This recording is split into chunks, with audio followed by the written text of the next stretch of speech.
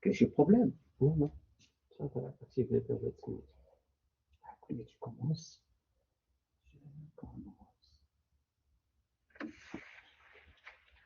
Bonjour. Dans cette troisième séance TES, on va voir le problème de l'inflation. Alors, comme vous le savez, le problème de l'inflation a commencé plus exactement à partir des débuts du XXe siècle. Après la crise de 1929, on va avoir pour la première fois un problème de surproduction où l'offre va être supérieure à la demande de biens et par conséquent, on va parler pour la première fois de l'inflation.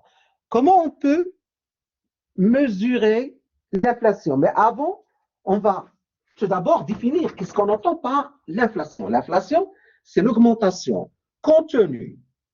Donc, c'est l'augmentation continue, durable dans le temps pour l'ensemble des biens et services, c'est-à-dire une augmentation générale des biens et services. Comment on peut la mesurer? On mesure l'inflation en utilisant l'asperge de prix. Le l'asperge des prix est un indice synthétique des indices élémentaires. Bon, je vais faire un rappel pour voir comment on peut calculer l'asperge des prix. Tout d'abord, un indice simple T par rapport à 0, c'est le prix à l'instant T sur le prix à l'instant 0. Mais pour l'asperge, c'est un, si vous voulez, indice qui est synthétique ou bien composite. On peut le définir également comme étant la moyenne pondérée des indices élémentaires. On distingue l'asperge des prix et l'asperge de quantité d'une part et le patch des prix et le patch de quantité. Donc, je vais reprendre un asperge des prix T par rapport à 0 et un asperge de quantité T par rapport à 0 et un patch de prix T par rapport à 0 et un patch de quantité T par rapport à 0. Donc, tous les indices synthétiques peuvent être considérés comme la moyenne arithmétique pondérée des indices élémentaires. Donc, je vais avoir sigma, P culon, P culon, sigma, P culon, P culon, sigma, P culon sur P culon, sigma, P culon sur sigma, P culon, bien sûr, multiplié par 100, car les indices sont toujours donnés en pourcentage et on compare par rapport à 100, c'est plus que 100, c'est une augmentation de prix. Si est égal à 100%, c'est une stabilité des prix. Si c'est inférieur à 100%, c'est une baisse du prix. Donc, je reprends un asperge des prix, c'est la moyenne arithmétique des indices élémentaires. Je regarde, j'ai ici le prix. Donc, c'est la moyenne arithmétique des indices élémentaires des prix, T, par rapport à 0. Maintenant, pondérer, c'est-à-dire multiplier le poids qu'on va utiliser, ce sont des quantités à la date 0, donc à l'année de base, à l'année de référence. La même chose pour un asperge quantité, c'est la moyenne arithmétique des indices élémentaires des quantités. Donc, ce sont les quantités T par rapport à 0. Donc, c'est ça. Voici, c'est un asperge des quantités.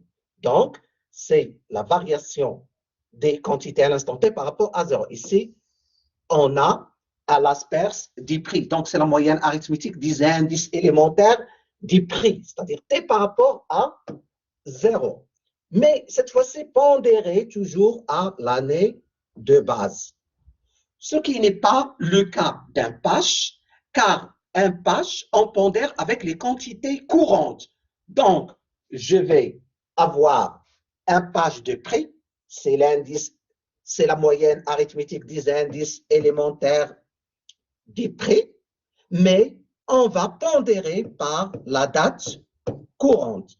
Donc, un page de quantité, c'est la même chose. C'est la moyenne arithmétique des indices élémentaires de quantité, mais pondéré par des prix à une date courante. Maintenant, pour calculer un indice des prix à la consommation, qui est l'indice qui permet d'évaluer ou de mesurer l'inflation, l'indice des prix à la consommation, c'est un asperce des prix, où on va utiliser un panier de plusieurs biens et services qui sont consommés par la majorité des pauvres, de la classe moyenne, de la classe riche. Le thé, le sucre, le beurre, l'huile, et ainsi de suite. Donc, pour calculer l'indice, je reprends pour calculer l'inflation, on utilise le asperce des prix qui permet de calculer l'indice des prix à la consommation. Donc, l'indice des prix à la consommation, c'est un asperce des prix. On peut donner un exemple. Par exemple, supposons que j'ai 4 biens, le bien A, le bien B, le bien C et le bien D. J'ai la quantité à l'instant 0 et le prix à l'instant 0, la quantité à l'instant T et le prix à l'instant T. Alors, supposons que j'ai 5, 10, 5, 10, 10, 20, 10, 20. Et la quantité, je vais avoir 10, 20, 20, 10. Et le prix à l'instant T, je vais avoir, par exemple, 10, 10, 20, 30. Pour calculer, supposons qu'on cherche à calculer l'indice des prix à la consommation qui est constitué par un panier de 4 biens et services, uniquement 4 biens. Donc, je vais dire que l'indice des prix à la consommation, c'est à l'asperce du prix à la date T par rapport à 0 et qui est égal à sigma P T culon 0 sur sigma P0 culon 0 multiplié par 100. Donc, je dois ajouter 2 colonnes. La première colonne, je vais calculer P0 culon 0. La deuxième colonne, PT culon T. Donc, je vais calculer P0 culon 0. Par exemple, 10 multiplié par 5, 50, 200. Et 5 multiplié par 10, 50. 20 multiplié par 10, 200. Je vais faire la même chose, PT multiplié par culon 0, PT multiplié par culon 0, 10 multiplié par 5, 50, 10 multiplié par 10, 100, 20 multiplié par 5, 100, 10 multiplié par 10, 100. Je calcule la somme, je vais avoir ici 320 et ici 350. Donc, je vais dire que c'est égal à 350 sur 320 multiplié par 100. Ça se voit clair que c'est supérieur à 100%. Donc, on va avoir une augmentation des prix. Maintenant, on va voir à travers un exemple d'application le reste à travers des exemples d'application sur Excel. Bien sûr que vous allez faire les calculs avec la calculatrice. Mais avant, je vais essayer de voir avec vous un petit problème qui s'est posé aux étudiants. Ils ne savent pas comment calculer le taux de croissance et ils n'arrivent pas à faire la différence entre l'accroissement, le taux de croissance périodique, le taux de croissance moyen et la moyenne du taux de croissance. Alors, supposons qu'on a cet exercice, l'évolution d'un pays fictif, d'accord, dans le cas d'un pays fictif, le PIB en milliards d'euros courants.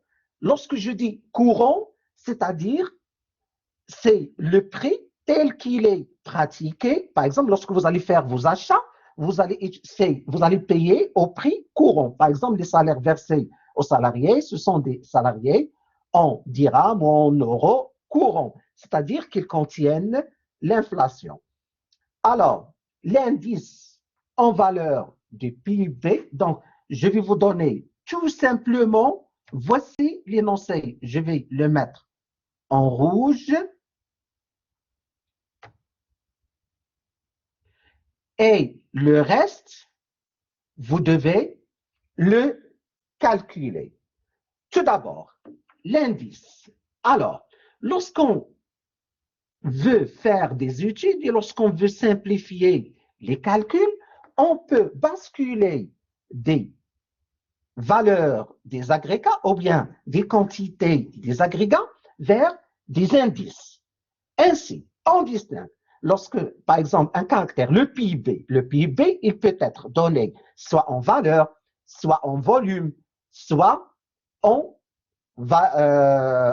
réel, ou bien en prix constant, qui ne contient pas l'inflation. Et par conséquent, on peut basculer vers des indices pour, par exemple, le PIB courant, je peux basculer vers l'indice du PIB courant. Pour le PIB réel, je peux basculer vers un indice au prix constant. Pour l'indice en termes de quantité, je peux basculer également vers un indice constant. Bon, je vais vous montrer comment on peut basculer vers les indices, c'est-à-dire comment on peut les calculer. Regardez, je vais effacer tout ça. Donc, rappelez-vous que j'ai ici 100%. Donc, je vais vous montrer comment on peut obtenir 100% pour 2016. Alors, vous allez faire la lecture ici. Indice en valeur du PIB base 100 en 2016. Donc, en 2016, je dois avoir ici 100%. Comment je peux obtenir ces 100%? Je dois diviser, donc je reprends, je divise égale, je divise le PIB de 2016 par le PIB de 2016. Ou bien, je vais écrire égale 1155 divisé par 1155. Je vais obtenir le 100%. Alors, je vais diviser le reste par 1155. Et comme ça, l'année 2016 va devenir une année de base ou bien une année de référence. Je vais faire la même chose ici. Je vais diviser 1000 par 1155. Je vais généraliser lorsque le signe plus apparaît.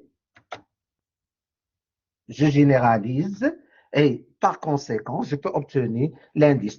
Alors, je peux dire, par exemple, comme interprétation, en cette année, le PIB a augmenté de 8% par rapport à l'année de référence qui est 2016.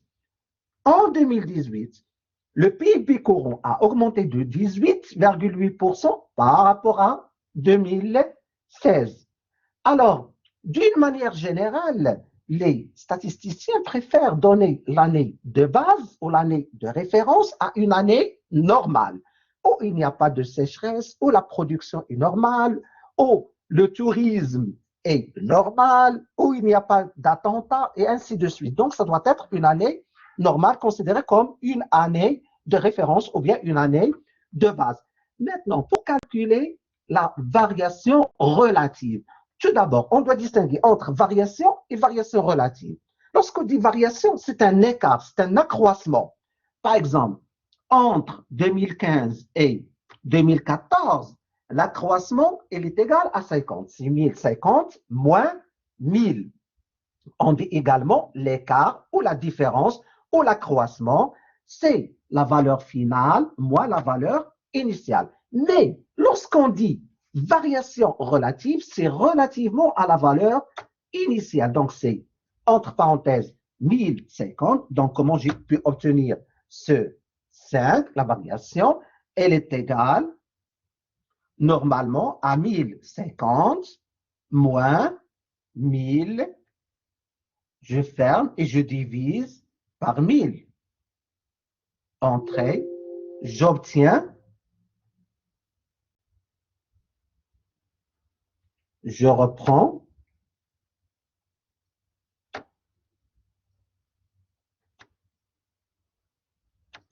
une minute, CTRL-C, je vais tout d'abord figer mes valeurs, cola spéciale, en valeur, OK. Donc, je reprends maintenant, égale 1050 moins 1000, je ferme sur 1000, j'obtiens 5%. Je peux généraliser la formule et ainsi de suite pour obtenir la variation. On dit également le taux de croissance. Donc, on dit le taux de croissance ou bien le taux de variation ou bien la variation relative. Pourquoi relative? Relative à la valeur initiale. Maintenant, le coefficient multiplicateur. Regardez, supposons lorsque je dis coefficient multiplicateur, j'ajoute l'année de base. Par exemple, dans notre cas ici, c'est 2014. Alors, 2014. Comment j'ai obtenu 1? 1, c'est 1000 divisé par 1000. Pour le reste, comment j'ai obtenu 1,05? C'est 1050 divisé par 1000. Je vais faire la même chose. 1155 divisé par 1000, j'obtiens le coefficient multiplicateur. Et ainsi de suite, je peux dire que le PIB courant en 2015 a été multiplié par 1,05. Pour 2016, le PIB courant a été multiplié par 1,15. Maintenant, l'indice en valeur. Regardez l'indice en valeur G. Donc, lorsque je dis l'indice en valeur, je vais transformer le PIB en indice en valeur. Ici, je l'ai transformé en indice en valeur en 2016. Maintenant, je vais le transformer en 2018. C'est facile. Il suffit de diviser. Il suffit, je vais mettre égal pour calculer 1000 que je divise, ou bien je peux travailler avec les indices. C'est la même chose. S'il vous plaît, je peux travailler sur la valeur du PIB comme je peux travailler sur l'indice en valeur du PIB. Je vais vous montrer tout d'abord sur les valeurs que je divise. Regardez l'indice 2018. Donc, je vais vers l'indice de 2018 et je clique. On le fige avec la touche F4 ou bien on va écrire tout simplement sur 118,8 égale. Donc, je vais multiplier par 100. Je reprends.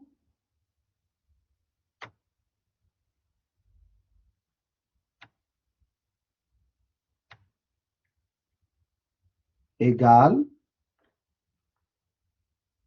Car les données ici sont données en 100%. Je vais travailler, mais vous pouvez faire avec la calculatrice, vous pouvez vérifier ça. Je disais 2018, je fige avec la touche F4. OK, 73%. Je généralise. Lorsque j'arrive à 2018, je vais obtenir le 100% pour, regardez, j'ai 100% pour 2018. Vous pouvez vérifier également avec, s'il vous plaît, avec la calculatrice, vous pouvez vérifier, lorsque vous divisez par 118, vous allez obtenir le même résultat. Enfin, la variation relative plus 1. Pour calculer l'accroissement de la période, alors, l'accroissement de la période, je vais mettre égal, la voici, elle est égale à la valeur du PIB en 2019 moins la valeur du PIB en 2014 divisé par le PIB en 2014. Je peux refaire le travail égal, entre parenthèses, la valeur du PIB en 2019 moins la valeur du PIB en 2014 sur la valeur du PIB en 2014. Je reprends l'accroissement de la période, elle est égale à la valeur, entre parenthèses, valeur finale moins valeur initiale sur valeur initiale. Entrée. Maintenant, pour calculer la moyenne, ça c'est l'accroissement, d'accord, le taux d'accroissement de la période. Entre 2014 et 2019, le PIB a augmenté de 44,075%. Maintenant, pour calculer cette fois-ci le taux de croissance ou bien la variation relative moyenne, c'est-à-dire la même croissance moyenne durant toute la période 2014-2019.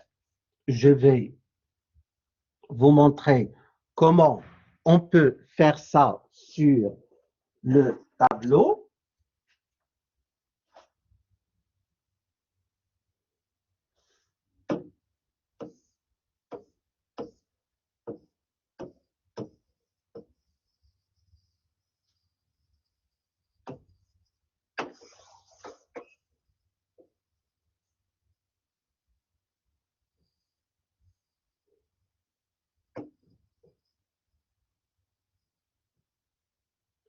Alors, j'ai dit que normalement, R, c'est l'accroissement de toute la période. Elle est égale à la valeur finale moins la valeur initiale sur la valeur initiale. Supposons qu'on a, par exemple, pendant une période de 4 ans, 5 ans, 6 ans, par exemple, alors pour la première année, on avait un taux de croissance R1, R2, R3, R4. Supposons uniquement R4. Alors, 1 plus R, il est égal à normalement 1 plus R1 multiplié par 1 plus R2 multiplié par 1 plus R3 multiplié par 1 plus R4.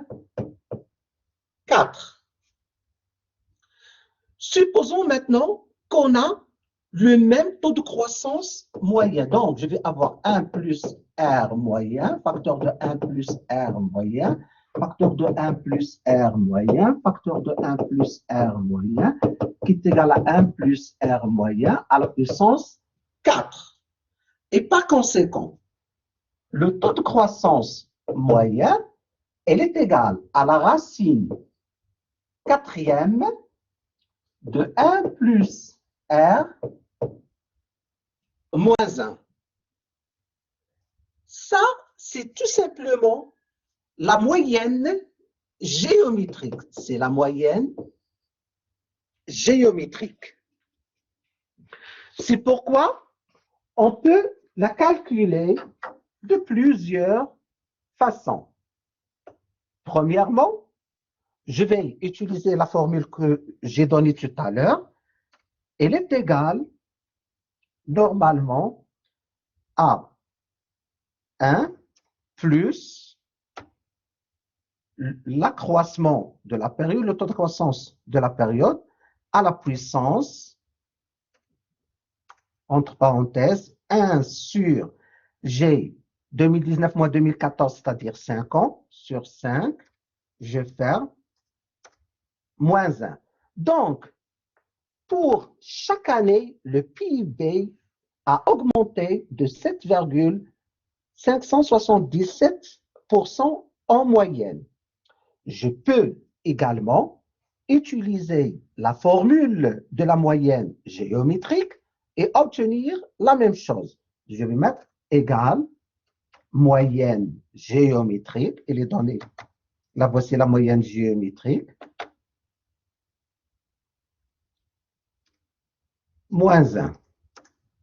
Donc, j'obtiens la même chose. Ou bien, je peux également utiliser, c'est la somme du carré, d'accord? Il y a plusieurs méthodes. Vous devez retenir uniquement la plus simple, c'est celle qui utilise le taux d'accroissement de la période. Donc, je crois que c'est la formule la plus simple. Et lorsqu'on vous demande de la calculer de deux manières, à ce moment-là, vous devez écrire que c'est égal à la racine quatrième du produit de tout ça. Elle est égale à la racine quatrième. Vous devez écrire que c'est égal, ça, multiplié par, multiplié par, multiplié par. Je peux également obtenir la même chose à la puissance 1 sur 5 moins 1. Alors, il manque une parenthèse. Donc, regardez, ça, c'est la formule qui utilise les taux de croissance annuels, la formule qui utilise la moyenne géométrique et la formule qui utilise le taux de croissance de la période. Maintenant qu'on a terminé avec cet exercice, on va voir comment on peut changer l'année de base. Regardez, par exemple, je vous donne une série. Voici la série qu'on va vous demander. Et on va vous demander de changer, voici l'énoncé. Et on va vous demander de changer l'année de base. Ici, j'avais 2001. Qu'est-ce que cela veut dire?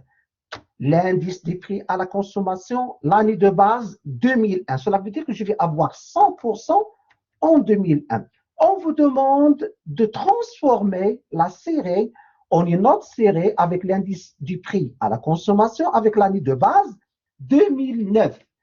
Alors, ce qui veut dire que je vais avoir en 2009, la voici, en 2009, je vais avoir 100%. Maintenant, comment je vais faire? C'est simple, je vais écrire égal, je divise l'indice avec celui de 2009. Je le fige avec F4, je le fige avec F4, ou bien je vais écrire tout simplement 114,8. 114,8%. Entrée. Regardez, lorsque je vais obtenir, regardez, je peux travailler avec le pourcentage, d'accord? Comme je peux ajouter la virgule, d'accord? Comme je veux. En touchant ici, j'ajoute la virgule et dans ce cas, je réduis le nombre de chiffres après la virgule. Donc, j'obtiens, si vous voulez, une nouvelle série avec l'année de base. Je peux faire la même chose. Supposons que je cherche 1993 comme étant une année de base. Donc, ici, je vais écrire l'indice des prix à la consommation comme année de base 1993. Il suffit de diviser celle-là par 89,5 ou bien je dois la figer avec la touche F4. Sinon, je dois écrire 89,5 et entrer. Je vais obtenir ça en pourcentage. C'est double-cliquer.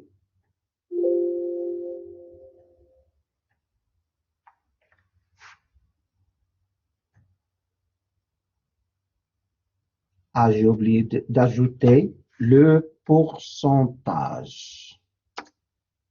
Je m'excuse. Alors, je réduis. D'accord? Comme je peux ajouter les chiffres après la virgule. Donc, pour 1993, année de base, d'accord, je vais avoir 100%. Ainsi, je peux dire que l'indice des prix, par exemple, pour 2013, a augmenté de 36,65% par rapport à l'année 1993. Pourquoi on donne l'année de base? Pour se référer dans l'interprétation. Maintenant, on va passer à un deuxième exercice. Alors, dans cet exercice, on vous donne l'indice des prix à la consommation pour un pays en 2011, donc l'année de base, 2011, regardez, je vais avoir 100%. Donc, à chaque fois que vous entendez l'indice de prix, de quantité, de valeur avec année de base, alors pour cette année de base, on va avoir 100%. Et on vous donne le PIB, cette fois-ci, courant. Qu'est-ce que j'entends par le PIB courant? Le PIB courant est le PIB qui contient l'inflation. Maintenant, premièrement, pour passer du PIB courant au PIB constant, on dit on doit déflater le PIB courant. Qu'est-ce que j'entends par déflater? C'est diviser la valeur du PIB par l'indice des prix à la consommation. Donc, je divise 400 par 100%, j'obtiens 400. Je divise 408 par 101, j'obtiens 400 et ainsi de suite. Donc, vous savez maintenant comment passer d'une valeur en prix courant à une valeur en prix constant. Donc, c'est simple, d'accord.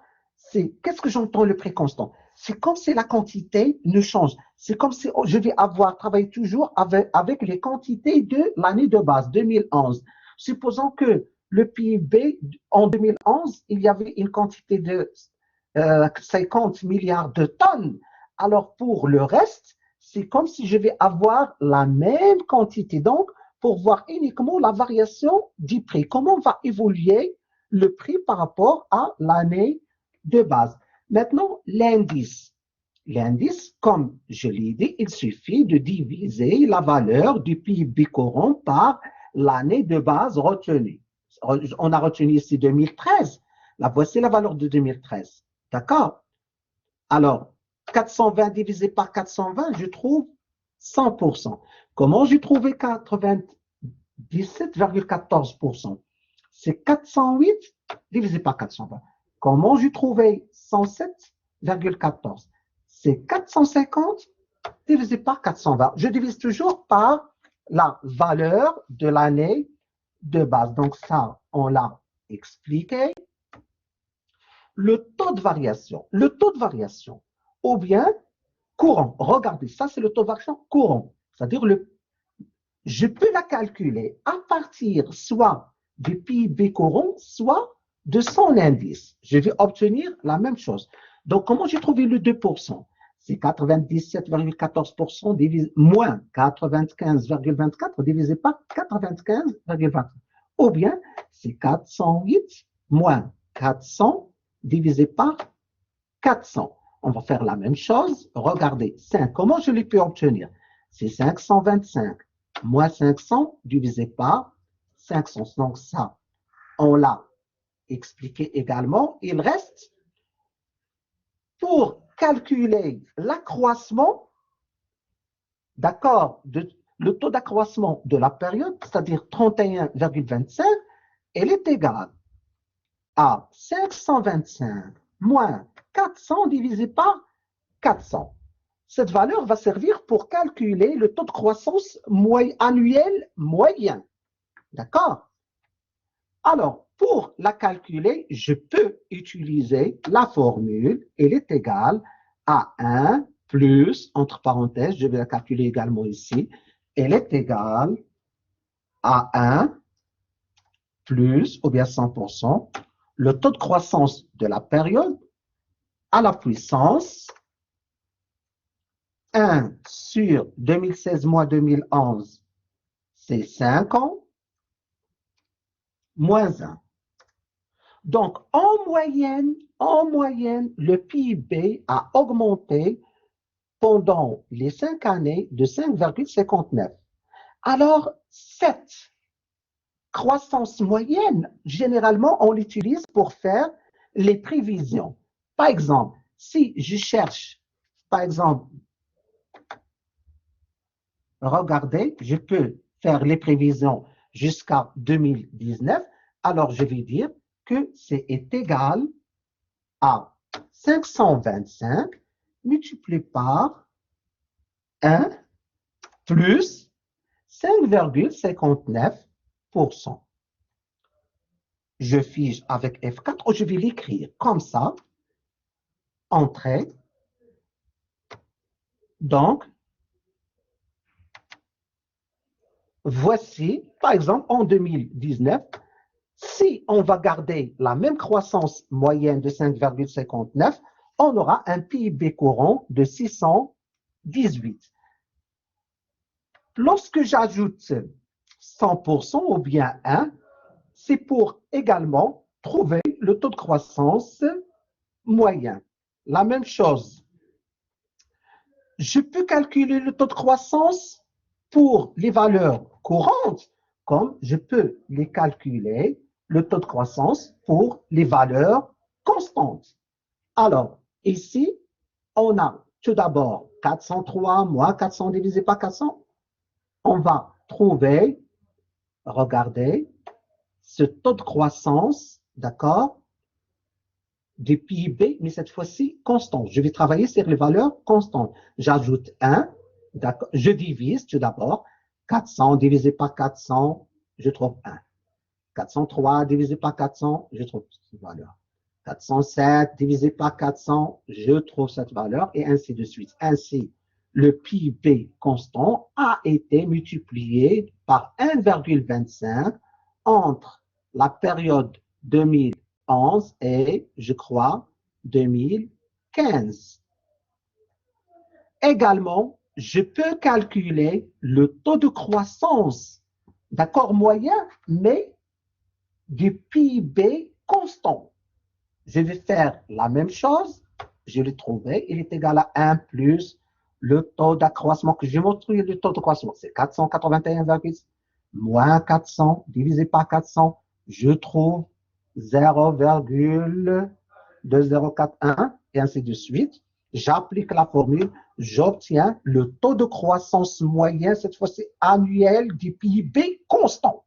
Regardez, dans le cas, le taux de croissance, il est égal à 5,589% pour le cas du PIB réel,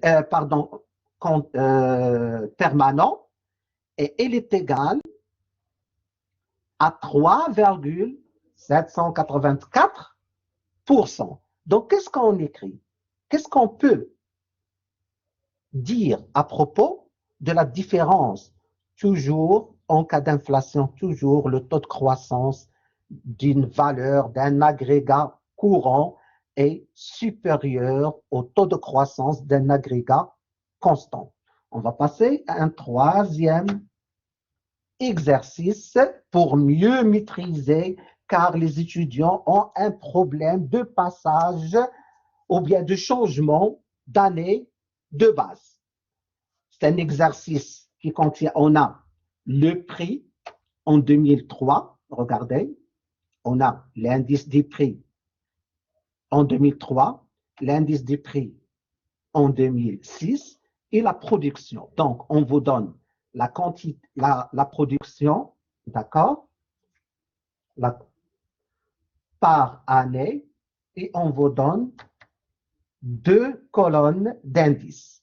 Regardez, lorsque je dis ici 2003, cela veut dire que je vais avoir 100% pour 2003. Lorsque je dis 2006, je vais avoir 100% en 2006. Je peux passer Comment j'ai pu obtenir, par exemple, 100%, et ça, il suffit tout simplement de diviser 101,1 par 101,1. Maintenant, l'indice de quantité. J'ai la quantité. Je peux la transformer en une colonne d'indices. On précise B qui veut dire l'année de base 2006. Donc, je vais écrire égal, je divise 75,54 par la quantité.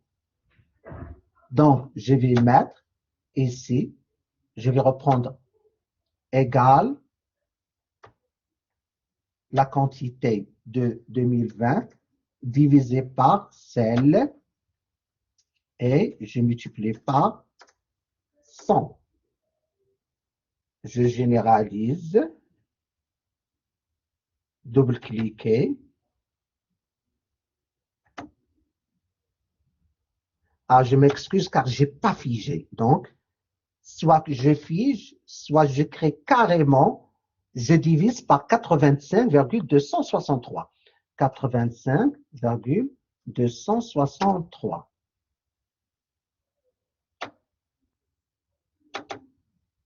Donc, j'obtiens la même, regardez, j'obtiens la même chose. Et maintenant, l'indice de valeur. L'indice de valeur, je dois multiplier le prix de 2006 avec le prix de 2006 avec les quantités de 2006. Voici, j'efface ça.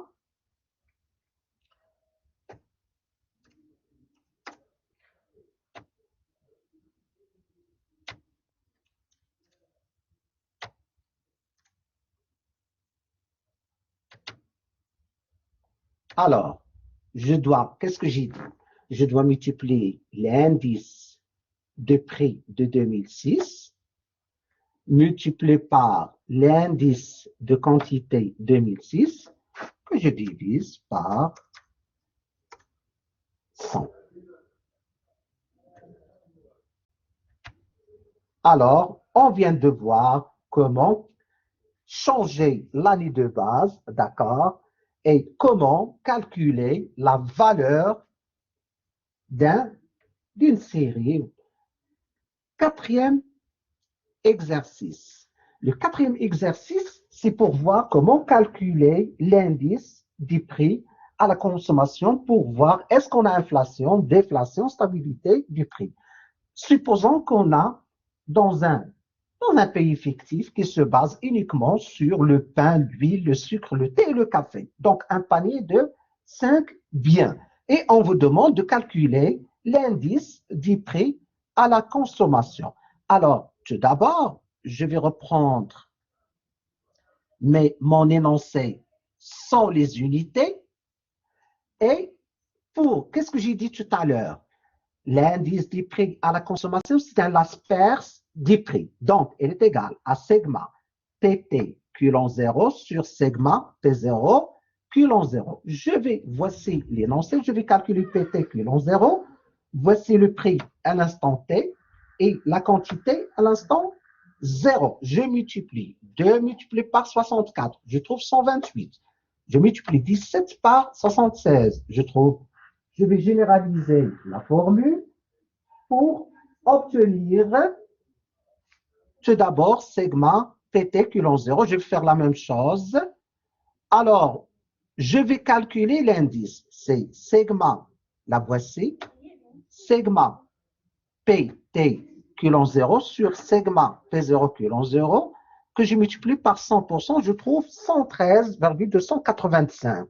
Cela veut dire tout simplement, pour interprétation, je peux dire qu'on a une hausse du prix de 13,285% entre l'année T et l'année 0. Je peux écrire entre l'année T, ou bien entre, 0 et l'année T, ou bien entre T et et plus 1, entre n plus 1. On fait un dernier exercice, l'exercice numéro 5. Alors, c'est la même chose que les exercices de tout à l'heure.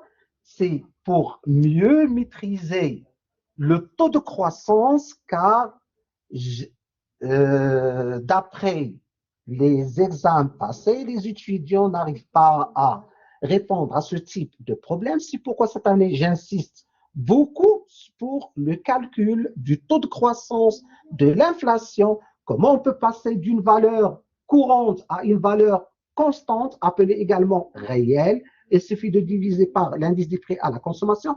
Comment calculer l'indice des prix à la consommation? C'est un asperge des prix. Alors, on va reprendre cette fois-ci un exercice. On a les prix. D'accord? Voici, on va vous donner uniquement, voici l'énoncé. Il est en bleu.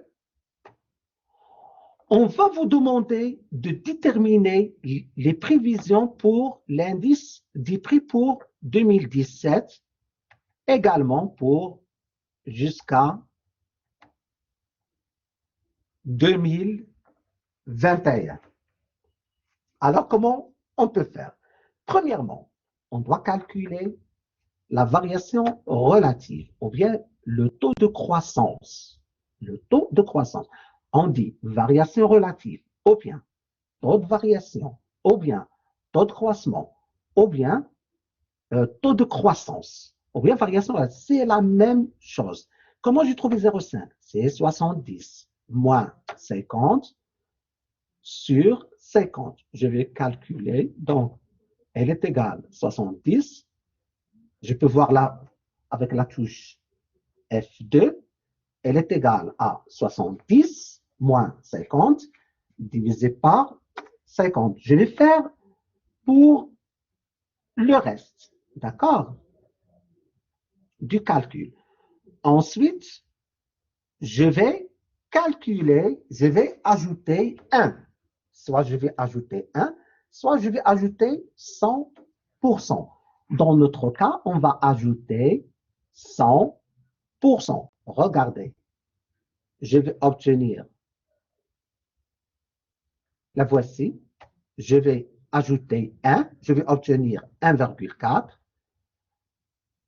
Ensuite, je vais calculer le produit, c'est-à-dire, ça c'est la première formule, je vais calculer la racine 2016 moins 2000, c'est-à-dire sixième. La racine sixième du produit 1,4 multiplié par ça, multiplié par ça, multiplié par ça, multiplié par jusqu'à cette valeur.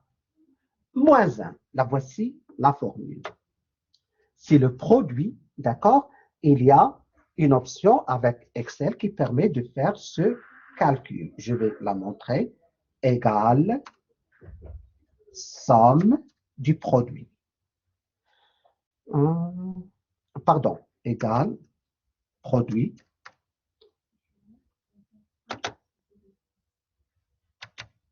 La voici. À la puissance 1 sur 6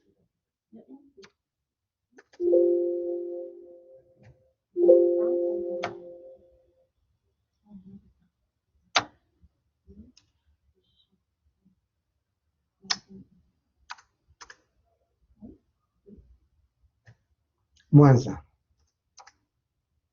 Donc, on trouve la même chose. Soit on calcule l'accroissement, c'est 105 moins 50, donc égale 105 moins 50 sur 50. C'est le taux, pardon, d'accroissement de la période. Et je vais, pour trouver la même valeur, je vais écrire que c'est égal à 1 plus le taux de croissance de la période à la puissance, ou la racine sixième, c'est la même chose, 1 sur 6 moins 1. Donc, comment je peux interpréter? Le prix a augmenté annuellement en moyenne de 13,16% entre la période 2010 et 2016. Donc, je vous remercie et à la séance prochaine.